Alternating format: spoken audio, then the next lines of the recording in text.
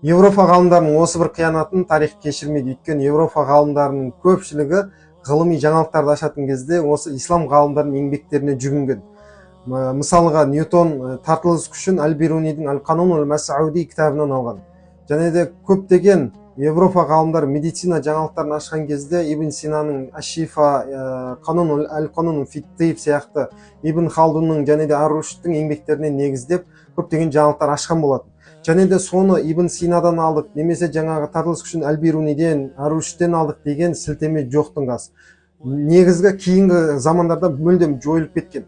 Барлығын біз аштық, біз әлемде ең үлкен ғалымбыз, және де ғылымның негізін қалаған біз деген көзқарасты бүкіл әлемге таратып жіберген. Және де мұсылман ғалымдары ғылымнан алыс, немесе ислам ғылымға қарсы деген сияқты сөздер осы жерде қолданып жүр. Егер ислам сол ғылымға қарсы болатын болса, барлық ғылымды сол кезде жойып тастайды. Бірақ барлық ғылымға ең көп жол ашқан осы ислам еді.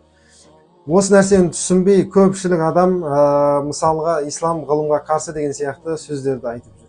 Және де жаңағы жасаған қиянат дүниедегі ең үлкен қиянаттардың бірі болып есептеледі.